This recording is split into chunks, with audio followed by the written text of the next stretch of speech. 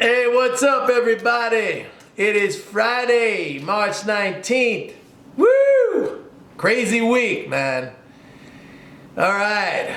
And I'm happy it's over, I gotta tell you that. So it looks like what I said yesterday in my video, that Powell was just gonna let the clock run out on the SLR. SLR meaning supplemental leverage ratio. You know, I've been talking about that for 2 years now. Everybody's talking about that. So that's what he did.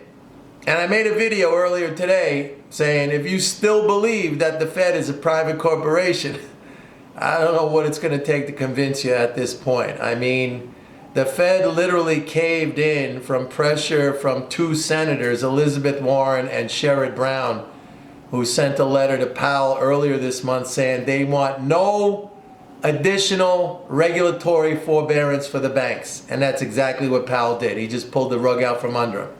Now, if the Fed were really a private corporation, you know, in bed with the banks, there to protect their banking members, you better believe they would have extended regulatory forbearance to their members' banks or eliminated the SLR completely, but that's not what happened. So where do we go from here, folks? That's the question.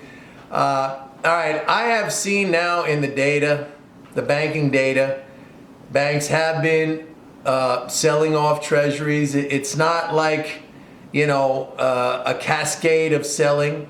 Since the end of January until about a week ago, we're talking about 60 billion. It sounds like a lot, and it's not insignificant, but if you look at a big graph of bank holdings of treasuries, it's like a little tiny thing, but you know, it's significant in a fairly short period of time.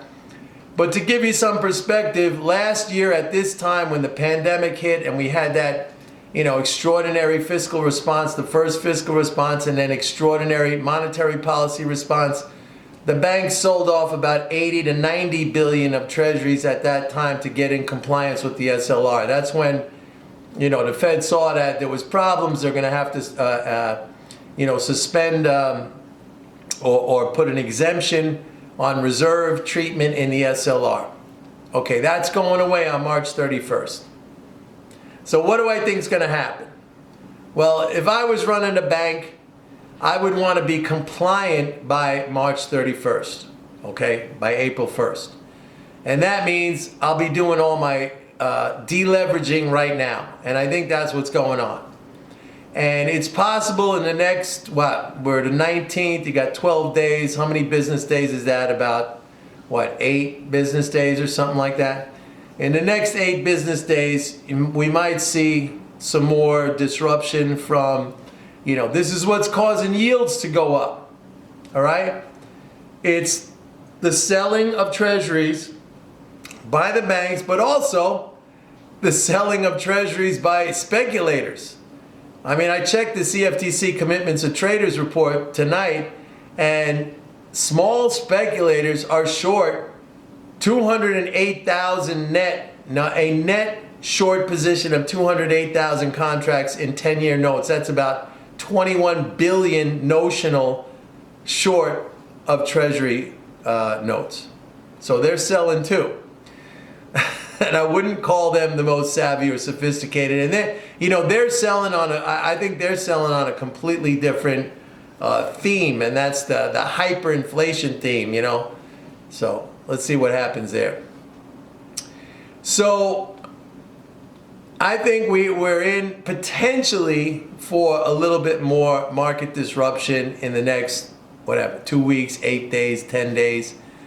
But let me also say this, you know, what's making this period like extremely confusing, and yesterday I did a video like, I'm confused, man, is because we are in like an unprecedented period of major policy volatility. What do I mean? We have major fiscal policy going on, okay, with all the stimulus. We have major monetary policy going on with the Fed buying assets every month. Now we have major regulatory policy going on, right, with this whole SLR thing. And some of this policy conflicts with other policy. So that's what's making it frustrating. That's what's making it hard. That's what's making it like one day up, one day down. You don't know what's going on. So in this kind of environment, it's really important to step back and to have a perspective of the big picture. What is the big picture? For me, that means, hey, it's the fiscal. It's this massive fiscal support. And right now, people who say like, well, the stock market's overvalued, it's a bubble, whatever. One thing they're not considering, I think, is that the economy's coming back. And with the economy coming back, like if you look at traditional valuation measures, ratios like price earnings, right? You got a P divided by E. And you might say price earnings ratio is too high. The price is too high. Well, when the earnings come back, and they're going to come back significantly as the economy opens back up, especially with all this fiscal support, the E in that equation is going to go up. So that valuation ratio is going to shrink, which means that stocks are going to look more and more attractive as the economy opens up and we get back to normal. So that, for me, lays the foundation for another bull run. And what you're getting here is a fantastic opportunity to accumulate really good stocks. All right? I don't think I'm leaving anything out at this point. I'm trying to think. It's Friday. I want my glass of wine, whatever. So, yeah, that's what's going on. Fed said, that's it as of March 31st. I have to believe that the banks will all be compliant by then.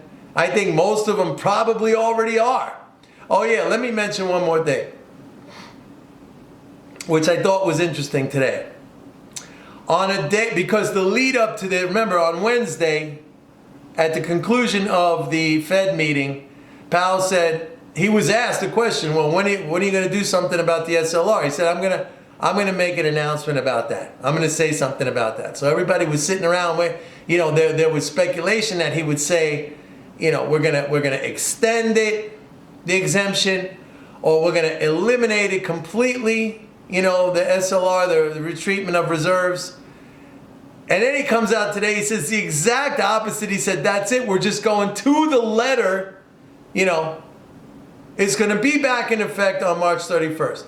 And on a day when he literally pulled the rug out from under the banks, supposedly, right? I think the banks are probably already compliant. But on a day when that happened, like no movement in Treasuries whatsoever. Like the 10-year yield was at 173. That's where it was yesterday. So it's like, ho-hum. I don't know if that's something that is an indication of a top in the yields. But again, I think by March 31st, all the banks are going to be compliant. Then what happens? You might ask me, well, Mike, then what happens? All right, that's a good question. What happens then is that maybe all we have to deal with, and this is another thing, I got to make another video about this. I'm not going to do it tonight, but the Fed, maybe the Fed it's just the Fed who continues buying $120 billion a month. By then also, Treasury will have brought its account down to its target of $500 billion. Remember, that's going on too. All the spending has been added. That's where the reserves are coming from. But also, one other thing, that the media might fabricate a new, crisis, is that the taper tantrum. What is that? It means the Fed, oh my God, is going to stop buying $120 billion a month in bonds. To which I say, so? Like, why were you buying it in the first place? No need, okay?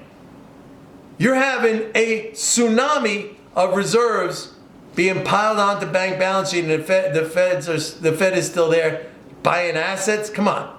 It's better, hey Fed, listen, if you're listening to me, a lot better to leave those assets, which happen to be the highest quality collateral in the world, U.S. Treasuries, leave them in the economy. Don't strip them out for your own personal income, which you have to hand over to the Treasury. Leave them in the economy so at least somebody benefits and not you, because you don't need it. You could print money, right? All right, everybody, that's it. I'll be talking about this in my report, which comes out on Monday. Don't forget, go to my website, pitbulleconomics.com, and sign up for a 30-day free trial. Have a great weekend, everyone. See you on Monday. Oh, no, I'll see you tomorrow, actually. Bye.